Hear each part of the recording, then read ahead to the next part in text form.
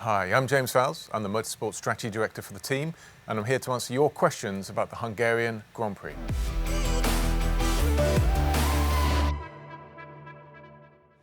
Valtteri had contact with Leclerc on the first lap of the race. The damage wasn't so sufficient that it required a new front wing immediately. There was damage, but we had to take our time to assess exactly how much it was and how much lap time Valtteri was losing as a result. As you can see on the image, the damage there isn't such that the whole flap has fallen off, but it did lose performance. And more so, Valtteri, because of the multiple lockups, started to have very big vibrations on the tyres. We left Valtteri out a few laps to assess the whole situation, but ultimately the vibration was so significant and this damage so much performance loss that we brought him in, changed the front wing and converted to one more stop during the race.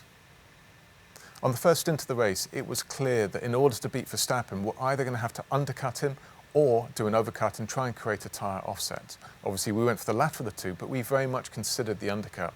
The problem is we had two Ferraris in the pit window. We had both Vettel and Leclerc for many laps. Eventually Vettel moved out and it was only Leclerc in the window, and that was the decision point we had to make. Do we want to stop and try and undercut? There were two problems. The first is the hard had a small warm-up slope. It wasn't quite ready for the first few corners when you went out, so it's difficult to immediately be on the pace of Verstappen, who would have stayed out.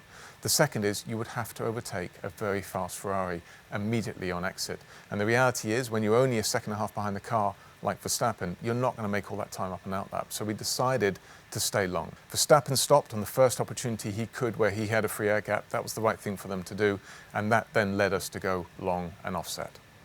After the stop, Valtteri had to fight through the field to get back up into the points. He didn't have what we would call a tyre delta. He was on new hard tyres. Everyone in front was either on new medium or, in some cases, a few hard runners as well. And to overtake, you need two things. Typically, you need a performance difference, but that comes from tyre delta and car performance delta. The tyre delta has now been removed. Everyone's on the same age tyres. So you're purely reliant on how much faster a Mercedes is, say, than a McLaren. The result of that is you don't quite have the performance gaps required to get clean passing. And Valtteri had to take quite a few risks to get through the field. Budapest is also one of the hardest tracks of the year to overtake. It's not Monaco, but it is right up there in terms of difficulty, and it made life difficult for Valtteri. He did a great job. He had potential to get up to 5th, ultimately 8th as far as he could make it in terms of overtaking. Going into the race, we had less data than normal due to the wet running on Friday. No one had long run the hard tyre, run it with fuel to understand how the wear, the degradation, and how it would progress in the race. And that creates a lot of unknowns. Everyone went into the race, ourselves included, with the intention of one-stopping. It's incredibly difficult to overtake in Budapest, and the tyres should make it based on our forecasts of life. As we went in, it was clear that there was no undercut opportunity. Our next plan was to offset ourselves on tyres relative to Verstappen, and then force him into a situation where he's using his hard tyre resource as much as possible, and maybe push him off the end of the curve. As Verstappen and Lewis started to pull away from the field, it became obvious that other opportunities existed, which in our case was a two-stop. We have a team behind the scenes that are working tirelessly. They took the morsels of data from Friday, the very little running that we had, and constructed models as to how our tyres and Verstappen's tyres would perform during the race, and they were spot on. It's those models that enable us to understand that that two-stop would very much lead to a fantastic situation end of race, and the Verstappen's tyres should drop off the curve if we can pressure him enough. Once we had committed and pitted Lewis, it was clear that there was this huge mountain to climb. We had 20 seconds of race time that we had to make up, and then we had to overtake Verstappen at the end of the race. Lewis, rightly so, had concerns about that, but every lap he delivered the lap time we needed in order to do that.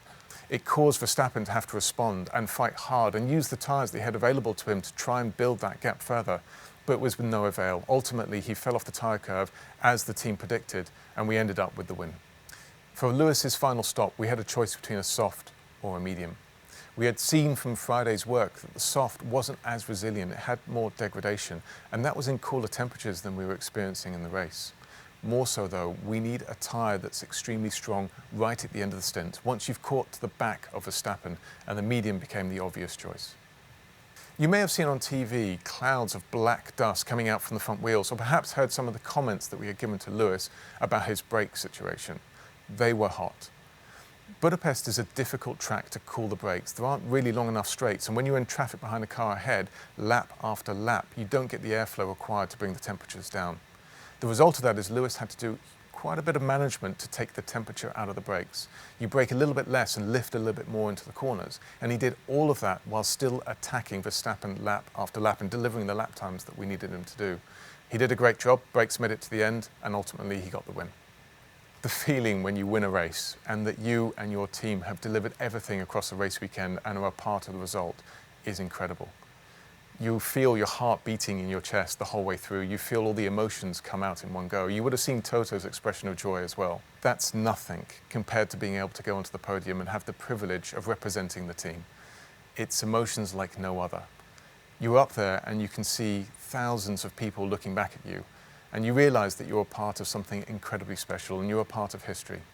That emotion is something that will stay with me forever, and I'm really thankful to have been able to do it multiple times.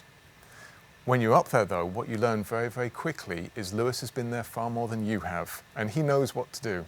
And from 4 seconds, because I counted it, before he should have really picked up the champagne bottle, he had picked it up, shook it, and he'd sprayed it in my eyes. You're now blind, you can't see anything at all.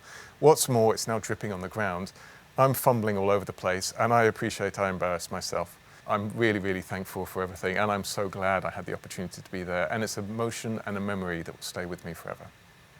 Thank you very much for all of your questions. I've enjoyed answering them, and we look forward to answering your questions after the Belgian Grand Prix.